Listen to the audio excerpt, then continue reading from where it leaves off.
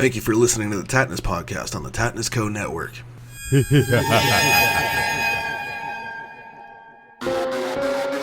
Welcome, ladies and gentlemen. A Mercedes kind of sentiment, luxury and trust in me to honor the free we all should be in. Sees my sundial burst into yin and yang, right left me and you.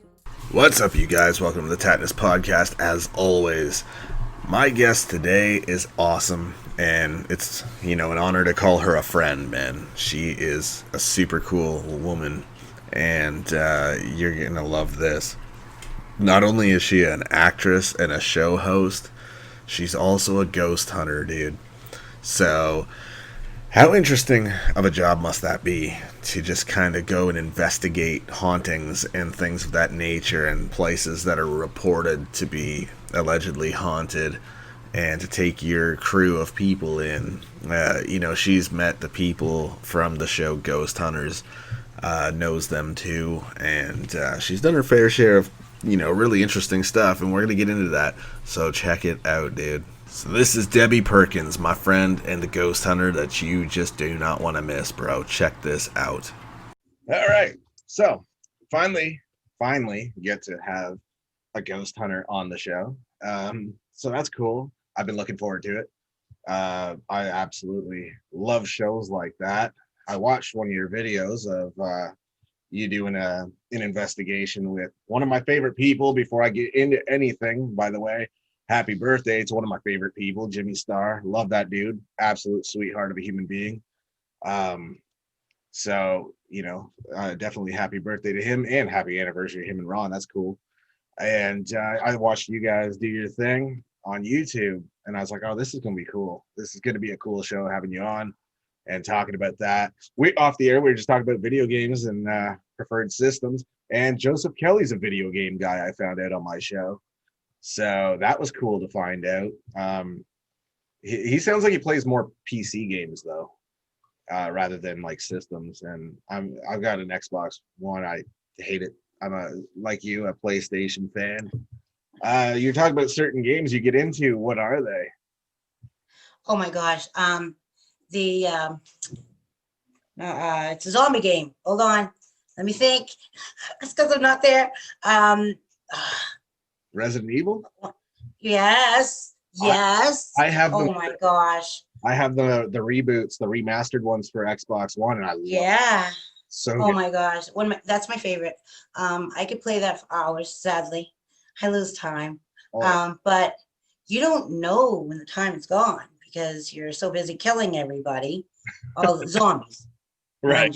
I kill zombies. And in the real world, if it ever happened to an apocalypse, I will survive. Which ones are your favorite? Because some people hate the newer ones. Hold on, I got the dog barking. They got it. They got it downstairs. Okay. Say that again. I'm sorry. Out of all of them, what ones do you prefer? The older ones or the newer ones? Because there's the one that came out with PlayStation 3, they actually made another one for PlayStation 4. Oh, okay. And so I kind of got, it's got more to it. And my husband plays tons of games. You can't get him away from it sometimes. So he likes the Ops game. Yeah. And there was a new one that Call of Duty just came out with a new game, and I bought that one, and he plays online with a lot of other people. It's an interactive game, which I watch it, but I'm a button pusher. So I would like Mortal Kombat. If I win, it's because I'm just doing this. And it's luck. Lots of luck. I'm the same way. Maybe when I was a kid, I was halfway decent with Mortal Kombat. But over time, I lost interest in them because they get so repetitious. It's the same old thing. And I just became a button masher where I'm like, whatever, just hopefully something cool happens. That's so funny. That's totally me. Button pusher, all buttons. I don't care if I'm killing something and it's working. Everybody laughs like, oh, look, you're double kicking. And I'm like, yeah, I am. I don't know what I'm doing. I just play it by ear. One of my favorite games out there are the Fallout games. Those are super cool. But they've been around a long time too. Yeah. They've made their mark. Oh yeah. I've tried the Hugh Hefner mansion before. Build your own house. You got the girls. You make you can pick the size of their, and take their pictures. It's kind of weird and funny and mini perverted, a little perverted, but you have buying products for your home to decorate the mansion, to make a better photography studio for the women. And oh yeah, I don't know if you remember that game, but that was fun. Yeah. I know it sounds weird, but I liked it. Sign me up. I didn't make their boobs so big that they were like basketballs. I stayed at the average normal size. I wanted women to look nice, but then I guess I don't know how it scored, but it's been a while since I actually had that game. But that was a lot of fun. I enjoyed that. I like golf. I like golf games. So I'm kind of hooked on to that a little bit. And I like a game where I can play another person. Yeah. And you win, you lose, but either way, you're just still having fun playing a game. Exactly. And if you have competitive nature, it makes it that much more fun. It does. It really does. And I'm like that. I love playing with other people. And then I have certain games like Dark Souls 3. Oh, It's literally known by most people as, like, any of the Dark Souls games, as the most frustrating game on the planet. That makes people get like really pissed and just say, screw this game, I'm not playing it anymore. that's so funny. When I started out, it was like with Turok. Remember Turok? Yeah. I loved that game. That was I got addicted to that game. I like games that I have to keep trying because I have to start over and then I do better. And then wait a minute, I did that this way this time. Now I'll do that now. And it works, But yeah, back when Atari was alive, I had one of the first Ataris, and of course my kids were small, so they played all the games. And I'd watch some, but then again, it was a great babysitter at times when I had things to be doing. I couldn't, and you have a son, I'm sure you understand that the kid needs stuff to do. Yes. And so that it helped. And they used to have Game Boys. So I like the advancement in the whole gaming world. It's brought us adults in, is what it did. Yeah, absolutely. And I mean, some of us grew up with it, so it's a hard habit to break. And then you literally get to watch it advance. You see a dot on a screen. Exactly. Now it's like almost like watching movies. It's crazy. Yeah, it is. It's a story. I love that, though. I do like the stories. Dean Piper had the audacity twice now to challenge me to Madden football. So are you good? Yeah, pretty good. He'll probably kill me, but I don't play it that much anymore. But I like. You never know. Your skills come back in a minute. Right. As soon as you hold that, you're just like, oh, I know what I'm doing. Exactly. and then all of a sudden you're scoring, and you're surprised. You surprise your own self. Right. So. I'm sure he got a laugh out of my description of him on the show, because I put down, network owner, radio show host, audacity haver for all of the above. That's so cool. That's so cool. Yeah, we had a great time. And as soon as he got before we got off the air on my show, twice he was like, get yourself booked for my show because you're coming on. We got to do this. And I'm like, that's got to be a good sign. It is a good sign. I had Jan Birch on, who was amazing, from People Under the Stairs. And he was super cool. And he was like, man, we got to do this again. He's like, I could talk to you for like 3 hours, but you have another guest coming on. So he's like, we didn't shoot the shit enough. We got to talk more. That's awesome. Yeah. And that's how you're doing well. Nobody's going to get rich at what we do. Where I interview the actors, directors, producers, musicians, And how that came about was I was doing paranormal, which I had told you about. And my show was called USA Paranormal Radio. And I started in 2009. And I was paying for the spot. And I was paying as much for the spot as I could get for the spot if I actually paid for it myself and had a week. So I said, he's got to go. I created my own setup. I did my own shows. I had a partner, but she, as soon as it was time for her to pay, because we were doing, I pay, you pay. As soon as that happened, gone. She didn't want a part of it, which was fine. I was lucky that I had some celebrities coming on, which helped me. And I had a co-host called Keith Age, is his name. And he ran a big convention called Big South down in Kentucky, Louisville, and he did it every year.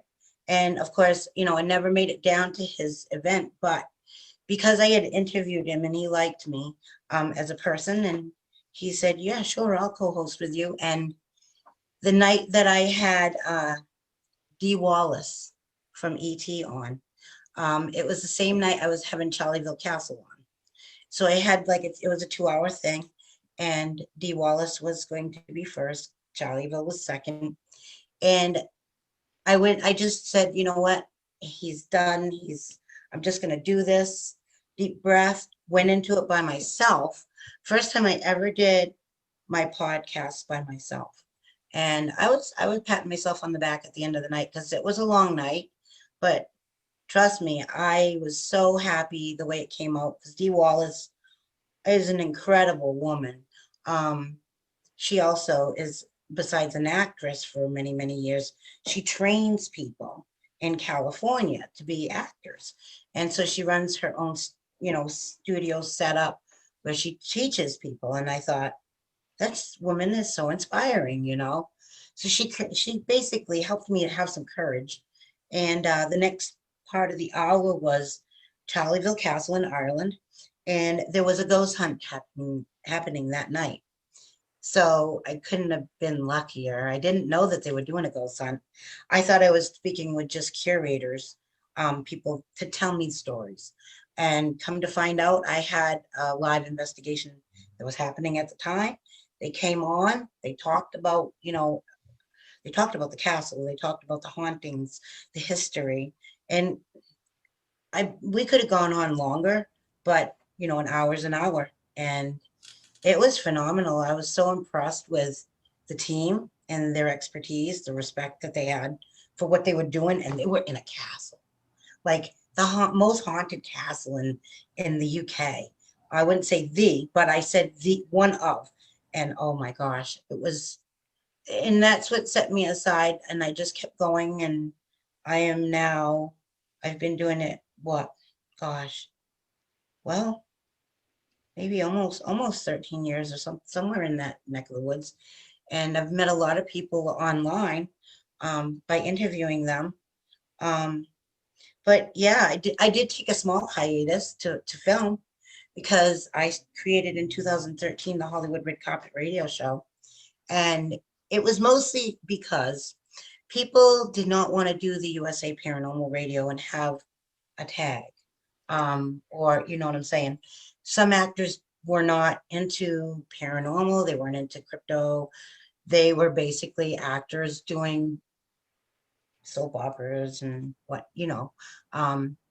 and so I said, well, I'd still love to interview them. What can I do? So then I created that in 2013, and I just ran with it. And some networks would pick up the other show, wanted this show. And I was like, well, I don't care who wants to listen. I think that's great, and I kept it very humble. And I still can get guests now, and some of them are repeat guests, and like you were doing, like you're saying. And I think they just like what we do, and they respect us for it. And especially during COVID, that really picked up the shows people were listening. And I think that people that were listening made our job that much more wonderful. Yeah, absolutely. And I love that because for me, this August that just passed was my 1 year doing this. And to get a message saying that New York and LA Weekly Times put me as number 10 out of the top 50, I was like, what the hell? I had Yeah, never, take it. You right? know, it's an honor. It, It's an honor to win anything. I won some awards for the USA Paranormal Radio Show of the Year. I got in 2013 and 12 and 13. Um, 10 was Episode of the Year, which I interviewed a woman named Kristen Gartland from TAPS. She wasn't doing interviews with anybody at the time. She was in a hiatus state. She was ill. She had problems, situations, whatever. None of my business, but she trusted me to come on, which she was not. She told me straight out she was not doing interviews, but she wouldn't mind coming on and doing mine because she knew enough about me because I met all the people in TAPS at events and things like that. I met them all at different times. Some I paid money to go to because I wanted to. Back in 2010, I met Jason Hawes and Steve Gonzalez. Well, I had questions for them guys, anyways. Then I met John Zaffis at that same party. It was his birthday. It was a Christmas type of thing. Um, well, it was mid early January, so it was just after Christmas, and it was at the place in New Hampshire that they had. And I went and spent the weekend there, and I sat at a table next to Steve Gonzalez's mom and dad, and super nice people. Oh my gosh, I helped his mom down the walkway because it was really slippery and it was like wintertime in New Hampshire, so you can imagine. And we had so much fun investigating their inn. I honestly didn't get too much evidence there, but the contamination was crazy because there's so many people everywhere. So you can't do a real investigation when it's an event like that. Those are more like based for fun. And I've helped other people with their events because I teach the dowsing rods. I have the equipment, the tech equipment. I'm still old school, if that makes sense with you. I'm still an old school teacher when it comes to the paranormal, but I've been very fortunate to be a part of a lot of events that happen, and people have been they've been receptive because they get to know me from the radio. I right. guess. I guess. I don't know. I love it. I had a love for it because of circumstances behind my own life. Right. I saw, to be honest, I saw a soldier, or I don't know, he was a prisoner. And I was a very young girl. I think about 6. I was pretty young. I was in Florida. We were touring a lot of the forts down there. When we moved down there for a while, we were able to, do a lot of different events because that's Florida's packed full of stuff. To do alligator farms to Busch Gardens, to Disney World. And when I went down to do that, it was pretty scary when I was a little kid because I didn't know what was going on, but I thought it was a mannequin.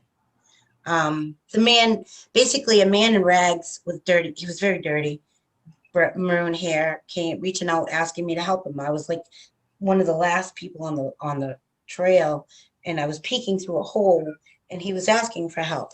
I figured it was an actor, or I'm only a little kid. I mean, I just probably not long before that saw It's a Real World. So, all those little dolls. So, and most of these historic places have they have the mannequin with either a projector on it. Maybe it's different now, probably more robotronics, but back then that's what they had.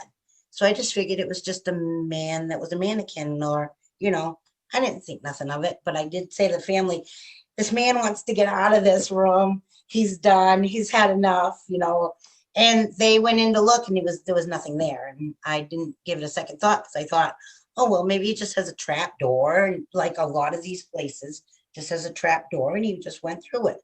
And he was doing his bit. help me, you know. So after that, I was a teenager babysitting, and a magazine flew over my head. Well, about midnight, I was sitting on the floor. The house was about, I'd say, 150 years old. It was a beautiful old house. And I was watching these two kids, and the kids had gone to bed. And I was listening to Fleetwood Mac on the record player. And I'm sitting Indian style on the floor, and a magazine went flying over my head. I just freaked out. I turned all the lights on, and the owners, the people I was babysitting for, came home, and they're like, "Why are all the lights on?" And I didn't even touch the magazine. I just ran out of that room and sat in the kitchen with all the lights on. And I explained to them what happened, and they laughed at me. And I got my ride home. And a few years later, um, well, I want to say maybe closer to like 8 or 9 years later, I went back because they have a graveyard in front of the house, and it was enlarged, and I was curious of how that happened.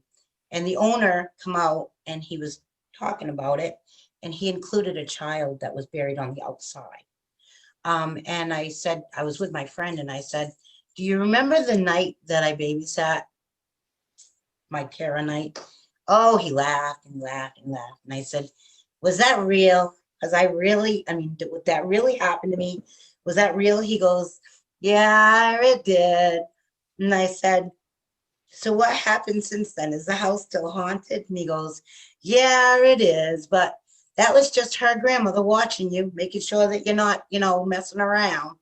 And oh boy, I never forgot it because it was so scary at the time. And I was just a kid. I don't know nothing. I mean, but later on down the road, I did decide that I was going to take it up and learn.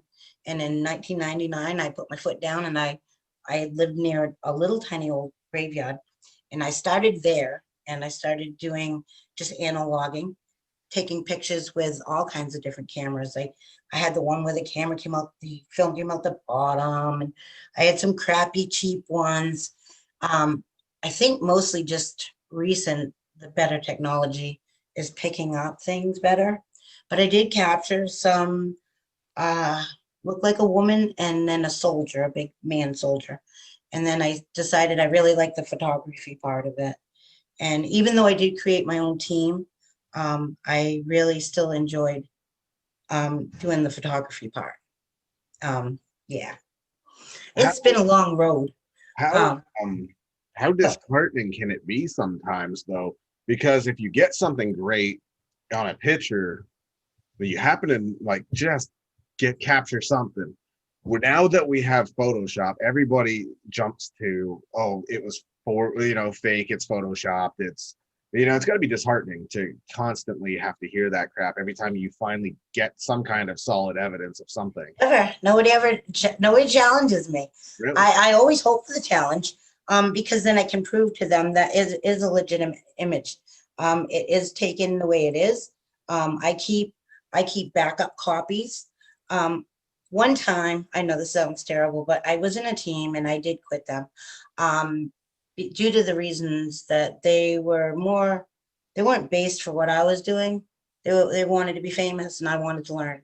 I did do I did 3 years of their backed up logs with a friend of mine. Me and her did them, and basically mostly were images, and videos.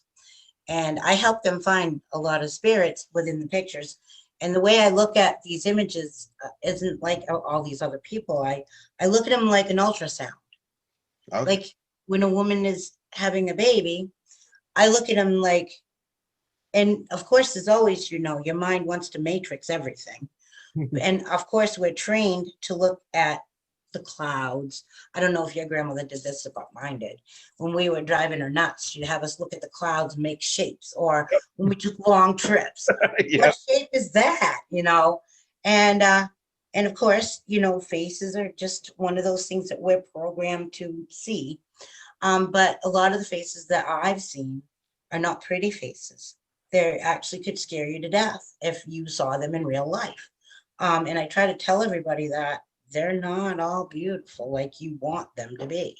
Um, and when you ask somebody about their pictures, and if they're frightening stories, you find out that sometimes you're catching into something that you don't want to be a part of, No. especially the demonic, anything in the demonic realm. I do know plenty of demonologists. I worked with a lot of them, but I worked with clergy. I've worked with priests. I've worked with shamans. I've worked with demonologists. I know a couple of pretty famous ones that I don't mind. About three of them. And so if anything ever did come up that they would, I would prefer them to do the demonic work. It's just, I want to do well, I like sticking with knowing the information, doing the history. But I've done a lot of investigations. So some of them I went to, I didn't even know a thing about it. I was just brought there and stumpified. And I was like way up north going, where are we going? What are we doing? And one of them was the mill house in Vassalboro. It was a mill agent's house. It's been done to death since, but we were the first team to come in with another team. And I worked very close with that team on co-ops. They were reputable. They were known for their technical side, and they thought I was more on the sensitive side, which turned out that I was, but it didn't matter. We were working as a team. And we did the mill agent's house, and some real weird stuff happened at that place. Real weird stuff. Well, I know this is going to sound weird, and please don't think I'm off my rocker, but I swear to God, I have to tell you because it's an honest truth. I was in the upstairs in a blue room, and I was with the owner and the gentleman from the other team. And they were techies, like I said, so everything went through the machines. They knew all about the case. I knew nothing. I came there with one other person. And I said to them, I said, I am seeing a woman being held down. There's a man in white between her legs. There's a woman holding her down in white. So at first, my brain was thinking, there's a couple of perverts raping women. And the woman's face changed, kept changing, kept changing. And I kept saying, this must be a weird situation, So I'm telling them as I'm seeing it. And the owner's getting scared at this point. He's like, oh my gosh, she's so right. And I'm not getting any answers. But what do you mean? Or what, help me here. Because what I'm thinking I'm seeing is lots of blood, white outfits, people being held down, all women being held down, and the faces on the person's changing. But the woman holding them down is the same. The man between the legs is the same. And so about a half an hour later, they said, she's already guessed everything. And I go, I'm not guessing nothing. I don't even know what you guys are talking about. But anyway, and it was used for illegal abortions. Oh, wow. That one room. So we spent the night there in the opposite, across the hall in the opposite room, which was fun because he doesn't want to sleep in a haunted place. And there was a lot of activity. The owner had a hard time keeping the place rented out. But anyway, so we're all sleeping on the floor, and I have to go to the bathroom, but I'm afraid to walk across the hall by myself because it's all wooden floors, and you got to walk across the hall and then go past that blue room and then bang a right, and the bathroom's to your left, and then there was a room behind that. It was very awkward setup, but still, years of a house being, I think it was 1818, something like that. The house was built. But it was built for the original mill agent who ran the big mill. Anyway, so yeah, my friend saw me awake and she's like, what's the matter with you? And I was like, I gotta go to the bathroom. I'm not ready to go by myself. I was probably gonna sit there and pee myself if I didn't go. But she's like, okay, I'll walk you across the hall. So we walk out to the hall, and I want to immediately go down the stairs because there's a bathroom at the very bottom of the stairs. And she's like, oh, cut it out. Let's go. So we went in the bathroom, and I came out, and we're hearing things downstairs, getting a little scared. Oh, for real, like getting a little scared. We were getting really scared. And she grabs me and she goes, shh, what's that? And I said, so long story short, their team member creeped down the stairs while we were in the bathroom. And literally, his name was David, and he scared the living crap out of us. She went running across the floor, boom, boom, boom, boom, boom, wood floors, old house, echo. Everybody was awake at that point, laughing. Oh my gosh. And we did have a lot of that on video. They put it out on video, which was the main Ghost Hunters. If you look it up, it's the Mill Agent House. We did part one, and then we went back. I went back with the girls, only the girls of their team, to do the mill. So it was 4 women, 1 mill. And we were having a lot of activity that night, but you got 4 women in one spot, a lot can happen. They were said to be children working there.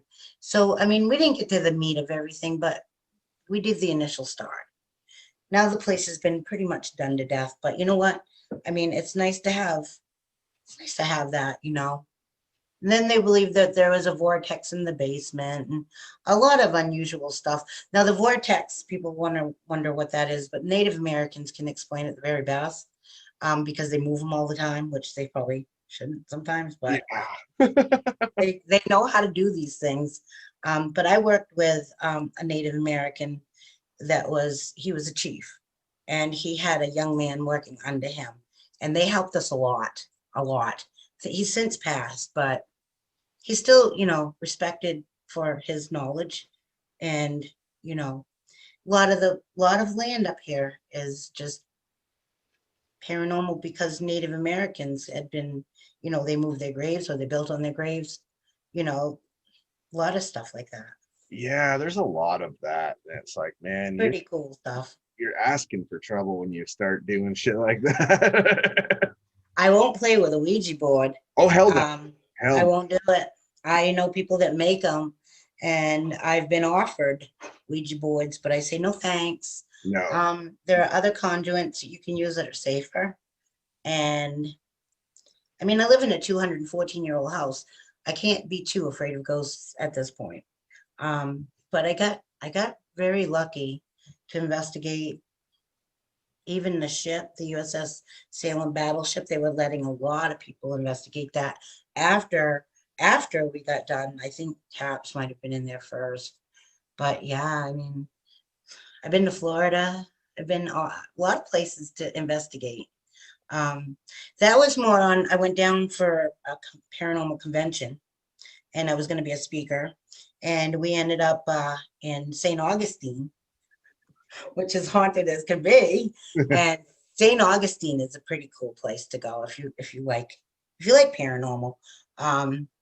But the graveyards, because you remember, like, a lot of people died there. A lot of Spanish people died there, like, of the illnesses that were going around, the Black Plague and all of them, different types of things. And of course you had the fort. It just and of course rough times. I'm sure that it was a big city back then, and people shot people. They just they just did. Got away with a lot of stuff. But I like a lot of colonial hauntings, like in Salem, Massachusetts. Been there quite a few times, and some hot spots that everybody knows about, but also some places that nobody knows about. I like the nobody places because nobody knows you're going there. Nobody's going to set nothing up. You're all set to go. I did do an Orange Grove. It wasn't a mansion. It was just a regular house, but it was the owners of an Orange Grove. He was said to be very evil and very mean to his slaves that picked the oranges and whatnot, and how his farm hands. He said to be very cruel. We did have a fun time with that, but not too much real evidence, if that makes sense. A lot of anomalies, but anomalies are everywhere. I try to explain to people that, you see a lot of anomalies, but unless there's something like behind it, or you've got to have something else backing up that anomaly, because dust is anomalies. People were breathing on their cameras to get ectoplasm, and it was like, why are you doing that? I think it's silly. Cigarette smoke was one of them, and you can tell the difference. If you're good at photography, you can see when somebody's smoking. Yeah.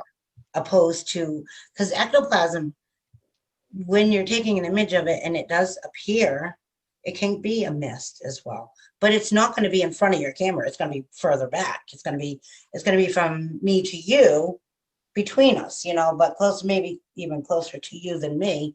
It shouldn't be right near me, because then that's me. I'm breathing on that camera. But I've caught some pretty interesting things.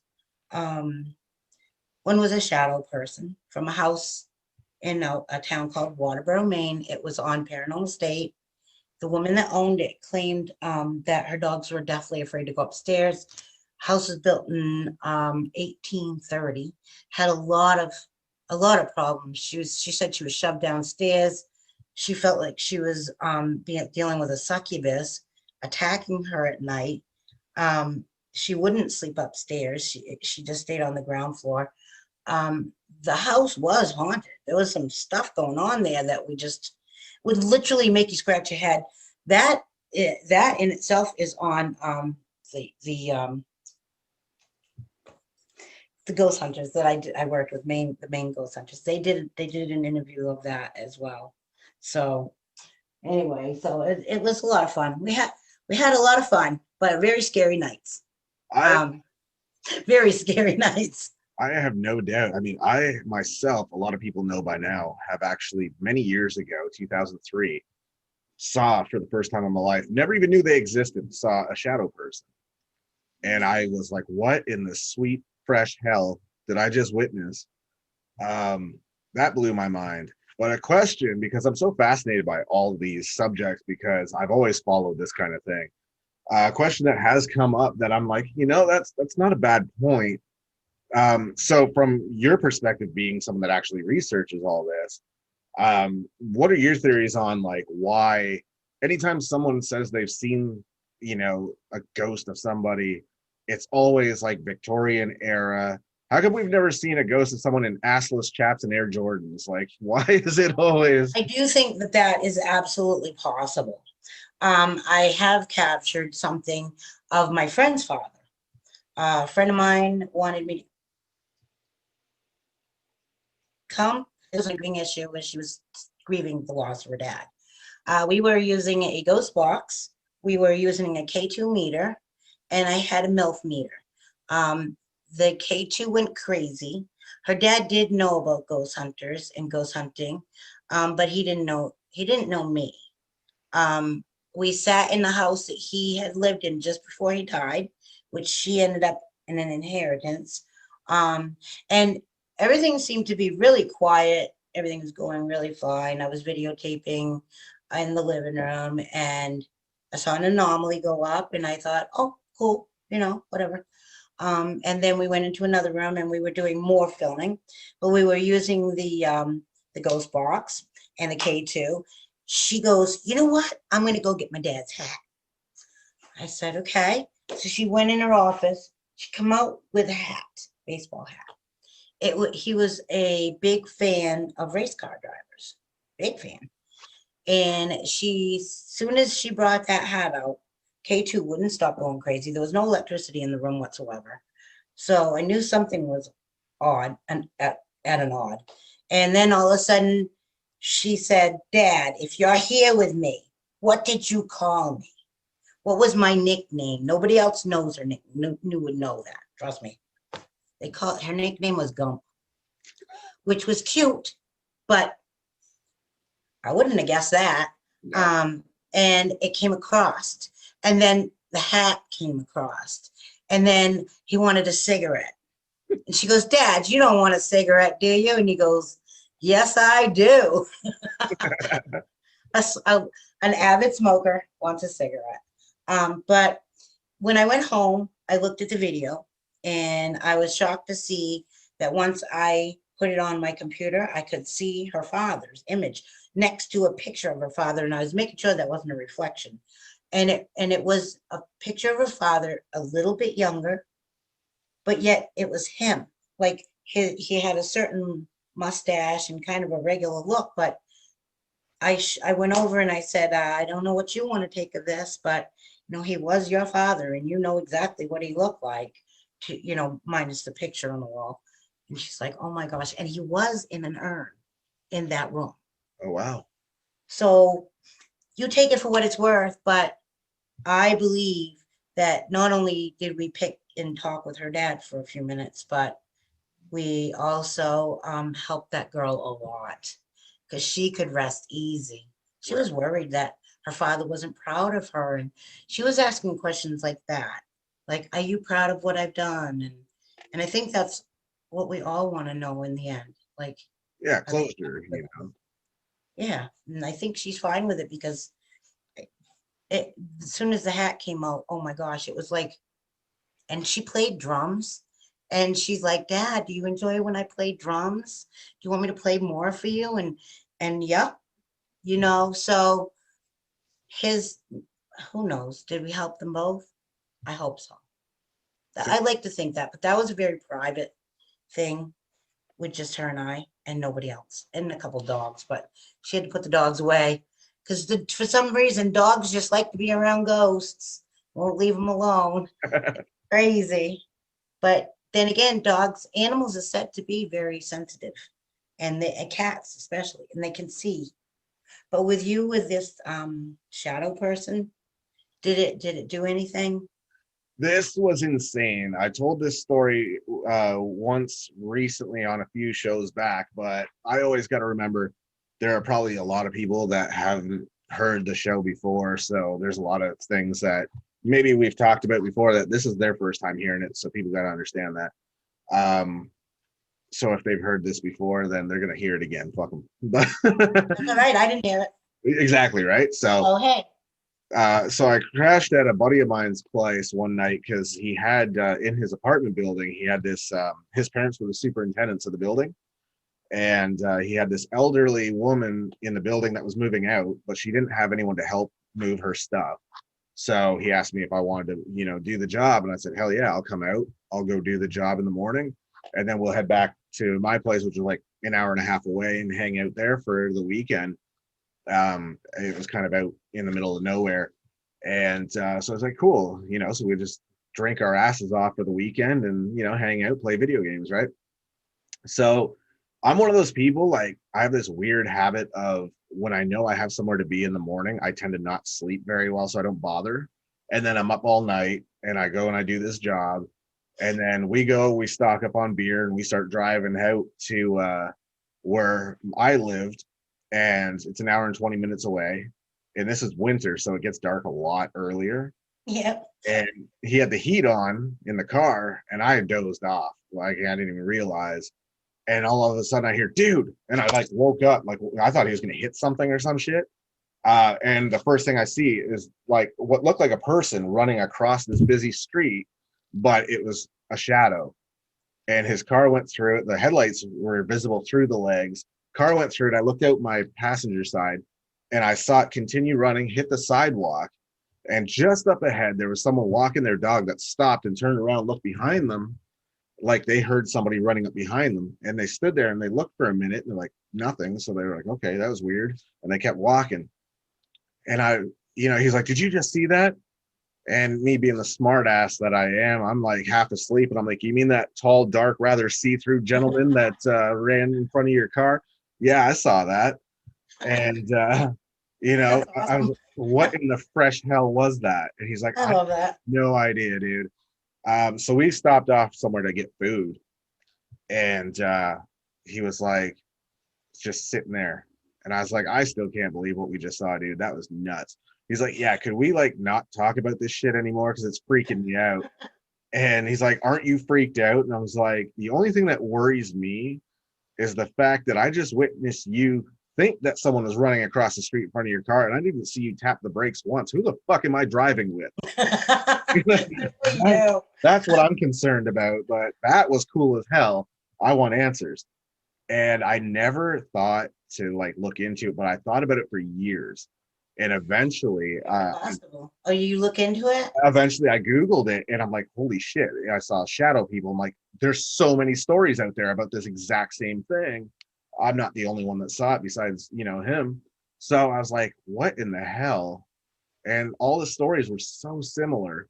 so many people said it almost seemed like they were afraid of people. If they were spotted, they would run the other way. But you get the occasional story where they're aggressive or, you know, hostile, but then it's like, okay, so what the hell are they? Makes you wonder if it's cryptid too. Right, there's so many theories I out. mean, that's the whole thing is or is it residual? Right. Like they died there years ago. They get confused at where they're at, what their homes are gone. A lot of people that died many years ago, their homes are gone. So they don't have any real places to be other than wandering where they might have passed away. You always wonder about that loop. Is there a loop in their demise? Are they where do they go where they were killed? A lot of people believe that they do. When I interviewed Mickey Gilly from Mickey Gillies, I'm sure you've heard of that place and its hauntings and its basement and the history behind it. They swear up and down, you know, that this is what they experienced was the woman being choked. When I went to Maryland and I was filming a TV show, and I did 4 episodes. 3 of them were in Maryland, and one of them was in Washington, D.C.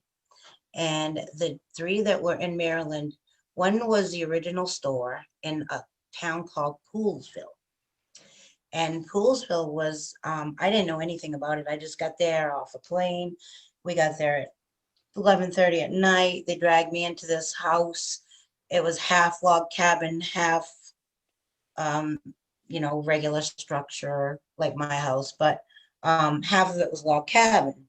And that section, we were picking up on an old lady, which was said to be the wife who owned that place, and she ran a lot of the store, and her son. And then there was a lot of activity in the land, a lot of weird stuff, like you said, shadow things going on and all kinds of stuff. And then we went to a cobbler's house, which was 2 buildings down. The cobbler's house, I was about midnight. I did a lot of the investigation, and then I kept there was something going on where there was a little boy at the house. I don't know why I was there. But he was talking about being choked out with other people. And at that time he was talking about that, I was in the bedroom with the producer and the director, and I was choking and I couldn't catch my breath. And I kept saying, I can't breathe. Get out of my way. I'm going to the bathroom. I went in the bathroom off the bedroom and just was vomiting nothing. It was like dry heaving, nothing. And I didn't get why I was doing that. But the next day we went back to film just tidbits. They had got like a vehicle to drop us off and pick us up. So it made it look like, you know, how they do things backwards sometimes when they film.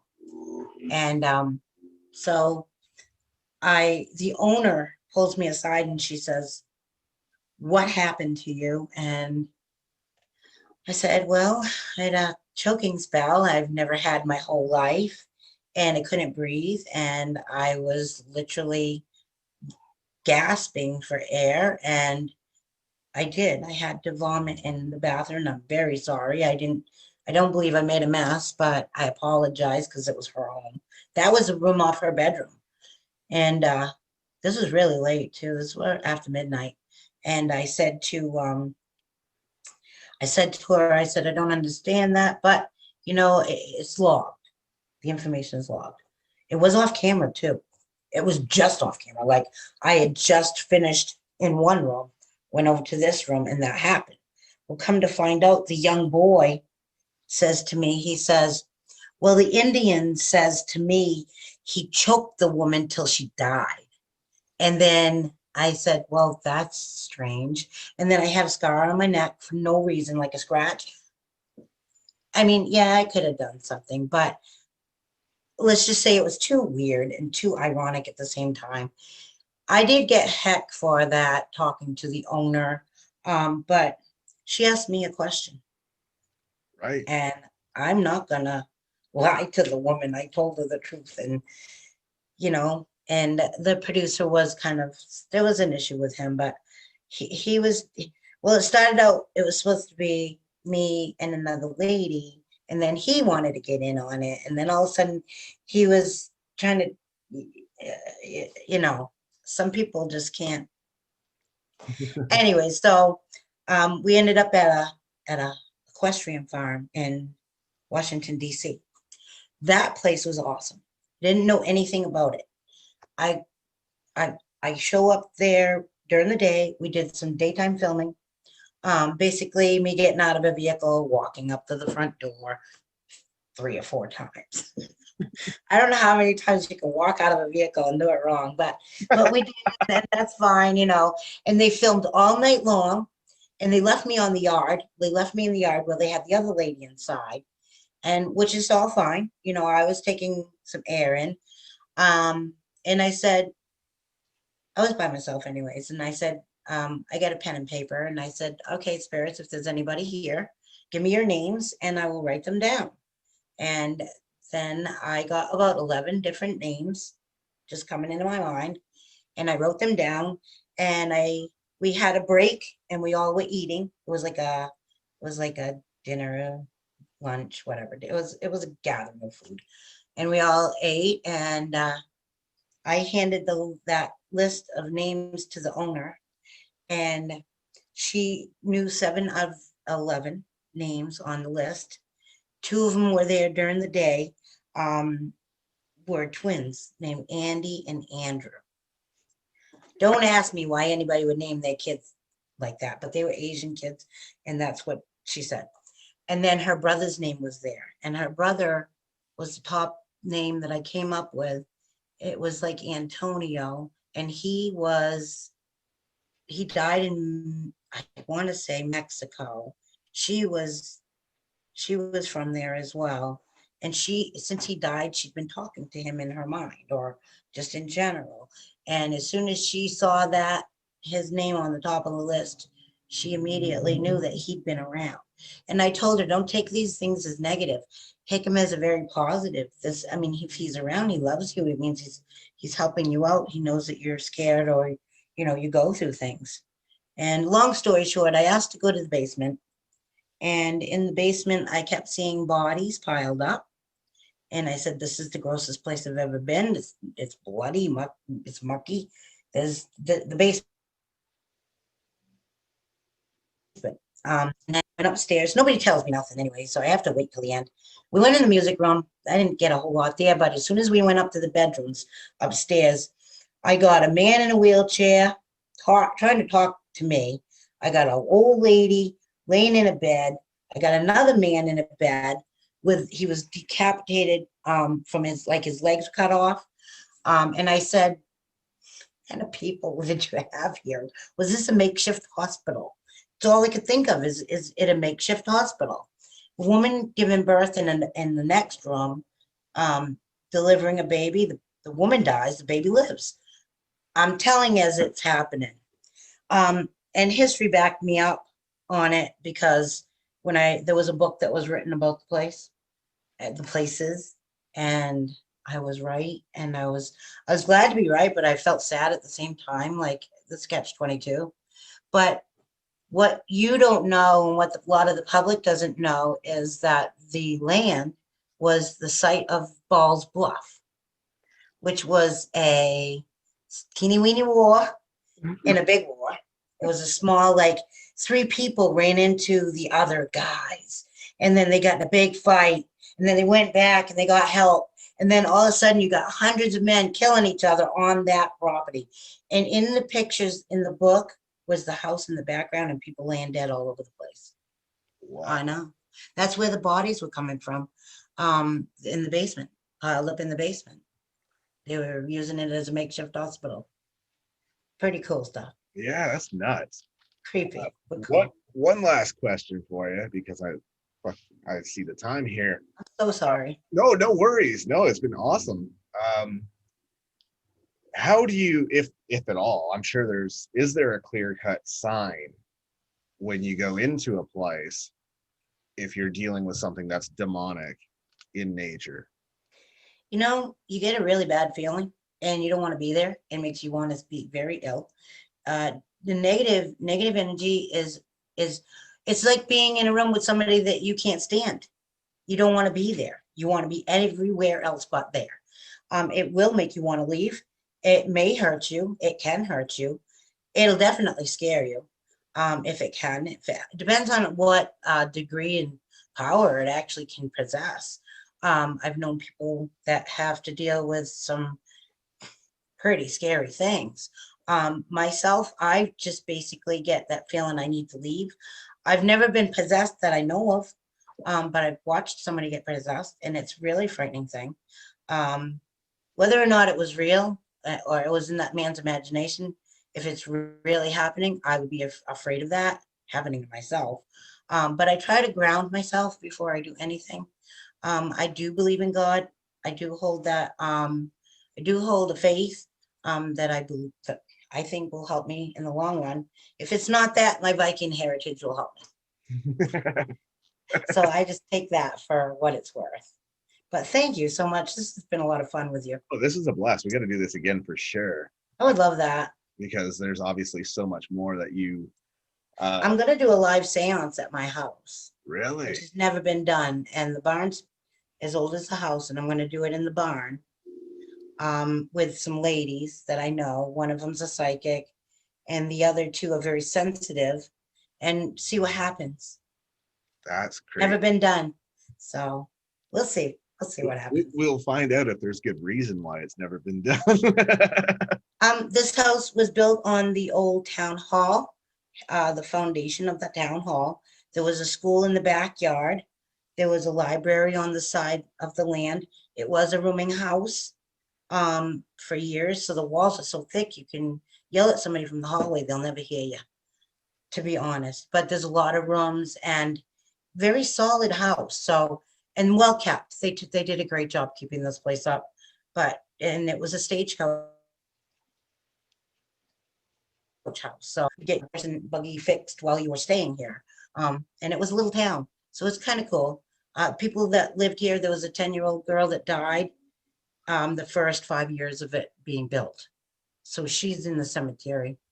And her name was Lizzie, and my little girl's name is Izzy. Oh, wow. Yeah. Little weird. Oh, yeah, that's going to be heavy. I know. It's all good though. You know what? I live here and I enjoy it. I love it very much. But thank you so much. This is fun. Yeah, no, thank you for your time. This is a blast. We got to do it again because you probably got a billion stories in your. I do, but I was a little nervous coming on your show, so I kind of skimmed over a little bit. But that's okay because there's always paranormal stories to come. Always. Exactly. So I mean, I might even take you on a live investigation. Let's plan for a live investigation. That'd be cool as hell. I've been asked to come out there for a lot of things. I've even been asked to consider being a killer in a horror movie or 2 or 4 or who knows what the plans are. And I said, hell. Aren't you too good looking to be a killer though? Oh my God. But then you could be a leading man killer. I'm sure putting a mask on my face would be an improvement. Joe Castro would make a great cat. He's who I have in mind. I love that dude. He was on the show, and he's so cool. He's an awesome guy. So. I had him on. Yeah, he's so cool, and he doesn't mind sharing how he did things. But yeah, this is awesome. I appreciate it very much. Oh yeah, we got to do it again. Now you know what to expect. You don't have to be nervous. I know, right? I did. I got a little, and with all the interviews I've done, like we were talking earlier, it's not always easy to be this guy. It's easy to be that guy. Right. You know, that's I get my challenge. Right. And, when I had Jan Birch on, he had said to me, he's like, just so you know, Jimmy told me you're like the greatest dude, blah, blah, blah. Like he just thinks the world of you. And I was like, that's cool, man. He's like, he told me I'm going to have a blast on your show and like, you're the best and all this shit. And I was like, dude, that's crazy. I didn't know any of that. But he's like, and when he was getting off the air, he's like, you lived up to everything Jimmy said and then some. I was like, that's awesome to hear, man, from a guy. Jimmy's a sweet man. I really like him a lot. I am with World Star PR right now. And so Jimmy and Eileen Shapiro, are doing a lot of work for me, and they did hook me up with you. So I do appreciate that. And happy birthday, Jimmy. We love you. And happy anniversary with Ron. I know you said that at the beginning, but you know what? He needs 2 wishes. Hell yeah. Well, he gets 3 because he's got the anniversary.